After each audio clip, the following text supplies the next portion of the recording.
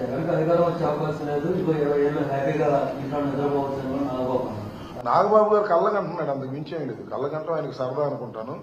నాగబాబు గారు బాగా కలలు కలిగేటువంటి పరిస్థితిలో ఉన్నాడు. ఎందుకంటే అర్ధంతరంగా ఎమ్మెల్సీ అయిపోయాడు కదా తమ్ముడు వల్ల. అందువల్ల అందరూ కూడా ఎవరు అధికారంలోకి రారు, మేమే 30 సంవత్సరాలు ఉంటాం, మేమే 20 సంవత్సరాలు ఉంటాం అనేటువంటి కలలు నాగబాబు గారు అంటున్నారు. ఆ కలలన్నీ కూడా కలలవుతాయి. ఆయనే తెలుసుకుంటాడు. రాబోయే కాలం ఇప్పటికే ప్రజా వ్యతిరేకత పెరిగింది. అసలు పవన్ కళ్యాణ్ గారు అనే వ్యక్తి చాలా నిస్వార్థ జీవి, ప్రజల కోసం పోరాడతాడు అని బిల్డప్ ఇచ్చారు. నీకు ఎమ్మెల్సీ గానే అర్థమైపోయింది ఆయన ప్రజల కోసం పోరాడే మనిషి కాదని, కుటుంబం కోసం పోరాడే మనిషి అని. కాబట్టి బండారం బయటపడిపోతుంది, ప్రజలు గమనిస్తున్నారు.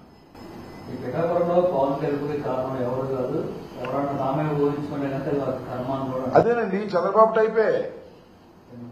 చంద్రబాబు వెన్నుపోటు కాదు.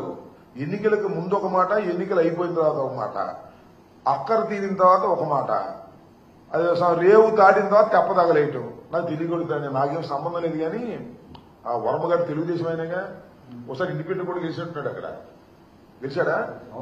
ఎప్పుడో గెలిచాడు ఒకసారి. అయ్యా నాకు తెలియగలుగుతానండి పవన్ కళ్యాణ్ గారు. ఏమండో నాగబాబు గారు మిమ్మల్ని కూడా అడుగుతున్నా. నేను అప్పుడు చూసా ఎలక్షన్ అప్పుడు బిజీగా, మొన్న కూడా చూసా. పవన్ కళ్యాణ్ గారు ఆయన చేతులు చేసి నన్ను గెలిపించే బాధ్యత నీదే అన్నాడా లేదా? ఇవాళేమో వాడేవుడు వీడేవుడు మేమే గెలిచాం. ఏందా విర్రవేగటం నాకు అర్థం కాల. అప్పుడేమో ఆయన సీట్లు త్యాగం చేసినందుకు నువ్వే మమ్మల్ని గెలిపించాలని ఎన్నికలకు ముందు నాటకం ఆడారు. ఎన్నికలు అయిపోయింది, వర్మ నీ కర్మ పావాయా ఏందా అనేటువంటి మాటలు మాట్లాడుతున్నారే. ఇదే కదా రేవు దాటిన తర్వాత తెప్ప తగలేటువంటి. కొద్ది గౌరవించడాయా బాబు. వర్మ మీకే చేశాడు కదా, మాకేం చేయలేదుగా. వర్మను కనీసం గౌరవించండి. ఇవ్వకపోతే ఇవ్వపోయారు. మిమ్మల్ని కాదని చంద్రబాబు ఏమి వర్మకు పదవిస్తాడని నేను అనుకోవడంలా. వర్మ ఎడారే, దానిలో ఏమి సందేహం లేదు. కాకపోతే గౌరవంగా ఇవ్వండి. వర్మదేముంది, వాళ్ళదేముంది, వీళ్ళదేముంది అని విర్రవేగక మాకండి. అది పిఠాపురం మీ అడ్డా అనుకుంటున్నారు. పిఠాపురంలో మొదటిసారి గెలిచారు, గుర్తుపెట్టుకోండి. జగన్మోహన్ రెడ్డి గారి లాగాను, రాజశేఖర రెడ్డి గారు కంటిన్యూగా గెలిచినటువంటి నియోజకవర్గం కాదని కూడా మనమే చేస్తున్నా. కనీసం చంద్రబాబు లాగా కుప్పంలో గెలవాలా మీరు? వరుసనే ఒకసారి గెలిచారు పిఠాపురంలో. ఇక అది మీ అడ్డా అనుకుని అక్కడ ఎవరినైనా సరే మేము తీసేస్తాం, తోసేస్తాం అనేటువంటి పిచ్చి మాటలు మాట్లాడి గందరగోళంలో పడి మీ కర్మ మీరు అనుభవిస్తారు, వర్మ కాదు. మీ కర్మ అనుభవిస్తారు తర్వాత రాబోయే కాలం. ఆ వర్మకి నాకేం సంబంధం లేదు. ఉన్న సందర్భం కాబట్టి అడిగారు కాబట్టి చెబుతున్నా. ఆయన తెలుగుదేశం, ఆయన మాకేం సంబంధం.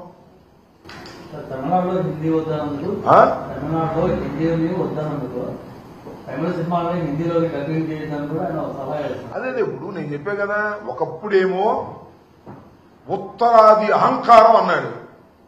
ఇవాళ ఉత్తరాది అహంకారానికి తల వంచి దక్షిణాది రక్షకుడుగా తయారయ్యాడు. ఈ దక్షిణాది మొత్తాన్ని అసలు పిఠాపురంలో జరిగింది. మీరు దక్షిణాది మీటింగ్ అని చెబుతాడు ఆయన. ఒక విధంగా చూశారుగా మీరు. ఎన్ని భాషలు మాట్లాడాడు? కన్నడం నాకు వచ్చన్నాడు, తమిళం నాకు వచ్చన్నాడు, మహారాష్ట్ర గురించి మాట్లాడాడు, గద్దర్ గురించి మాట్లాడాడు, తెలంగాణ గురించి మాట్లాడాడు, ఆంధ్రప్రదేశ్ గురించి మాట్లాడాడు. మొత్తం పెద్ద కక్షి వేసి పారేశాడు దక్షిణాది మొత్తానికి. ఉత్తరాది అహంకారానికి దక్షిణాది చేశాడు. ఏంది ఊసర వెళ్లి పనులు? ఒకప్పుడేమో దక్షిణాది వాళ్ళని ఉత్తరాది వాళ్ళు తొక్కేస్తున్నారని ఘీంకరించావు, ఇవాళేమో సాష్టాంగపడి చెబుతున్నావు. ఇదే నీ దగ్గర ఉన్న అవకాశవాద రాజకీయాలు అంటే ఇవేననే విషయాన్ని దయచేసి గుర్తుపెట్టుకొని పవన్ కళ్యాణ్ గారిని చెప్పదలుచుకున్నాను.